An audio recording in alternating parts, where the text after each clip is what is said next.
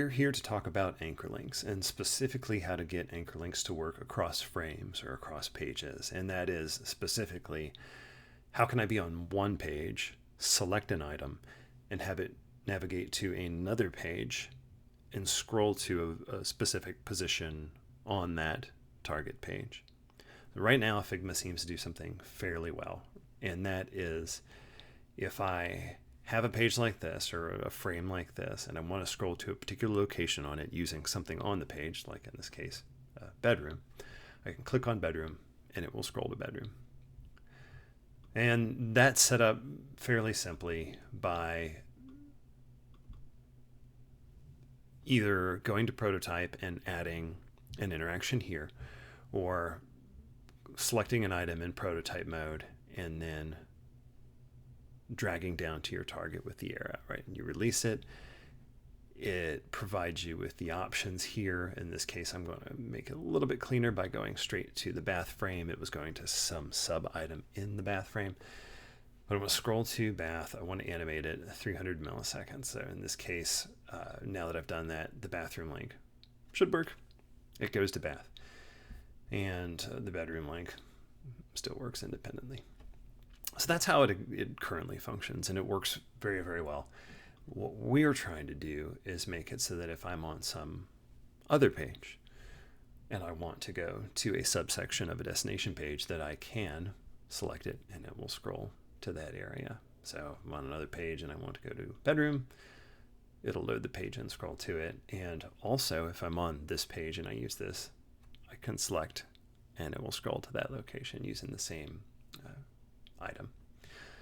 And that's the tricky part. My hope is that if this already exists in Figma and it's just well hidden, that this video will surface that, and if not, that they'll implement something soon that allows for this, because this is a fairly common interaction for websites specifically. And so how I solved for that was fairly simple. And it involves some of Figma's new features that they've added in the past maybe 6 months or so, if I remember correctly. And that is here. I'll show you. I have a menu component set up. I have a subnav set up that's made of top level and subnav items. And when I hover over my top nav item, it surfaces the overlay of the subnav. And then when I click on any individual one of these, you can see it has a set variable and then other actions that it takes. So what I have done, or what I've done here that's in a very simple way, is I've said, well, if you select on bedroom, take a variable, assign it a value of bedroom, and then jump over here to the anchor links page, and when this loads, read that variable, and then scroll to the area that matches that variable value. And what that looks like very practically is on this item, you can see I have an interaction set up. I'll click on it so it's right next to it.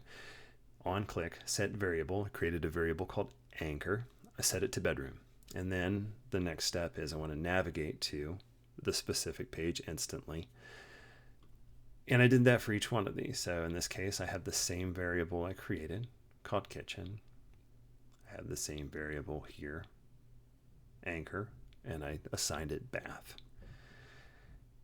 And I use strings in this case on the variable. So this anchor variable is a string value, and I set the value to a specific string. That's why it's in quotes. It can be a little tricky because you have to type it correctly here, and then also when you read it, you have to match that exact value. So once I've done that and I navigate to the destination page, that was the second step, right? We assign the variable a value and then we send it to the page. On this page, when it loads, after a delay, it goes through a delay of 1 millisecond, just to keep it as short as possible. It goes through a series of conditional statements. So it says, okay, if the anchor is equal to bedroom with the double equal sign, so it's saying, do these two values match each other? Then scroll to bedroom. If anchor is equal to kitchen, scroll to kitchen. If anchor is equal to bath, scroll to bath. Now this can get fairly complicated. The first time I had to implement this, I had a dozen items, and this became a very long statement, but ultimately it was worth the work because it made it easy for the client to navigate the prototype, and it made it easy for internal folks to navigate the prototype and evaluate it. I'll point out a little bit of nuance a little bit later, but you can see the gist of it. So I want to go through that one more time, that if I'm here and I click on bedroom, so on click of this button that I have selected, it sets the variable anchor to bedroom in quotes, and then it navigates to my anchor links page instantly. And then it arrives here and says, if anchor is equal to bedroom, then scroll to bedroom. And it will do that. So you saw here, if I'm on another page and I go to bedroom, it navigates there and scrolls down. So there's a little bit of nuance here. And some of this is to accommodate Figma, because after delay is really after a delay upon being loaded. So upon arriving at this page after a delay, do these actions. And the problem with that is if I'm on this page, there's no load. So there's no arrive action. I'm already here. So if I didn't account for that, if I didn't accommodate for that, this wouldn't work at all. It just wouldn't go through the steps here. So what I had to do is I had to create a target item, so a target page. So really what happens is every time you click on one of those buttons, it sends you to this target page, and then this page automatically, after delay 1 millisecond, navigates to this page anchor links. And you can see that up here. So in the bedroom button, anchor link is set to bedroom, and then it actually scrolls to target page. And then when it arrives on target page, it waits a millisecond, and then it arrives here. And because it arrives here, it says arrive here, wait 1 millisecond, and then run the conditional statement. What would happen if you didn't do this and you just sent it straight to this page is that if I were on another page, it would work. But if I were here, it would do nothing. It would just, you wouldn't see a response at all. And then you'd wonder why things aren't working. So important thing there. And the other is simply to accommodate Figma. As far as I know, it doesn't allow you to create a conditional statement, so an if then else or an if then statement, without an else. So in order to accommodate for that, I created a placeholder variable. I called it placeholder variable, and I just set it to false. And I do that arbitrarily. It's set up as a Boolean, and I set it to false.